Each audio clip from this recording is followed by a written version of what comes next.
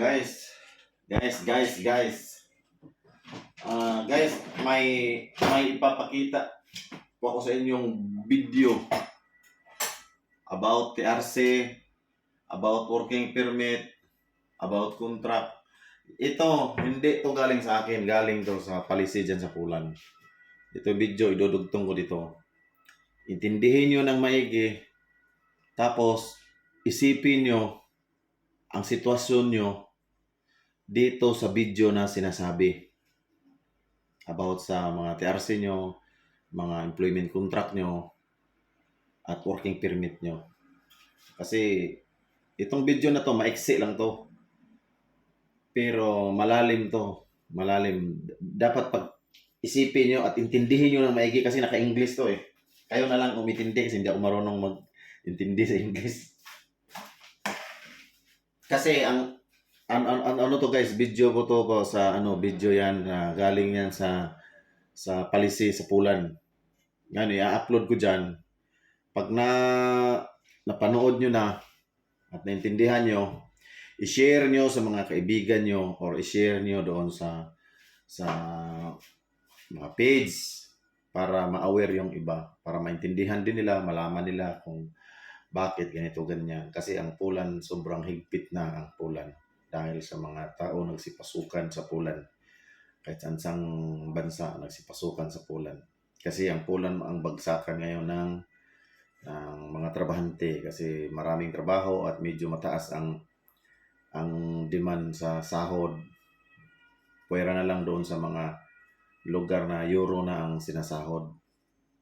Yung hindi pa mga euro ang sinasahod, ang Pulan ng mataas na bigayan. Pwera dyan sa mga Germany, mga Belgium, mga ganyan. Basta, itong video guys, pag nakita nyo to, i-share nyo guys, tapos i-share nyo. Kung nasa Pulan ka, i-share nyo sa mga kaibigan nyo. Tapos kung nasa Pilipinas ka, itindihin mo at unawain mo ng maigi. Baka may mga katanungan ka sa kung nag-apply ka na, ganito ganyan, para maintindihan nyo. Idugtong ko dito sa video na to, maiksin to, pero i-share nyo to guys, i-share nyo to sa mga kaibigan nyo kung nandun sa Pilipinas, nagbabalak or nag-apply. I-share nyo sa kaibigan nyo na nandito sa Pulan. I-share nyo itong video na ito para maano lang. Maiksi lang to. Idudugtong ko to sa video na to. And I would like to update you about upcoming changes in Polish immigration law. Ministry of Family, Labor and Social Policy is planning to make quite revolutionary thing about work permit procedures. First of all, they want to make it totally digital. So both application and work permit itself will be issued in electronic way. Also, Ministry is planning to limit possibility to obtain work permit as well as work TRC only based of contract of employment. Contract of mandate won't be accepted anymore. So who among foreigners will be entitled to work based on contract of mandate? Only the ones with full access to labor market who don't need work permit to work. So for instance, graduate from Polish university. In the projected law, we can also find that there will be a list of countries whose nationals won't be entitled to work based on work permit during their stay in Poland based on visa-free traffic. Projected law also states that no longer so-called Informacja Starosty, labor market test result, will be mandatory document to submit to work permit application. So, ayan guys, no? So, kung naintindihan nyo yung video na yon, pag-isipan nyo mabuti. Kumakain ako ngayon ng mais, masyaw, tawag namin, unicorn. Pag-isipan nyo ng maigi guys. Kung ano ang naintindihan nyo dyan sa video na yan, pag-isipan nyo.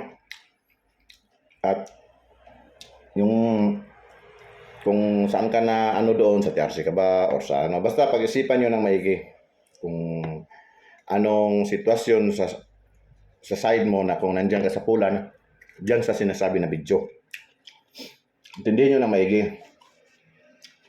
Kasi ako, hindi ako masyado sa English. naglilibog ako dyan sa English. Kaya mas maganda kayo na umintindi. Kayo nang sasagot sa sarili nyo doon sa mga sinasabi niya. Kasi rule yan ano, policy yan sa pulan. So hindi na mga vlogger ang nagsasabi diyan sa ano, mismo policy na yan. Intindihin nyo ng maigi. Pag naintindihan nyo, kung may mga katanungan kayo, doon nyo na itanong sa mga amo nyo. Kasi sila na may hawak sa mga working permit natin at kung magpati-RC ka, doon na kayo magtatanong. So, i-share nyo na lang. So maraming salamat at mag-ingat po kayo.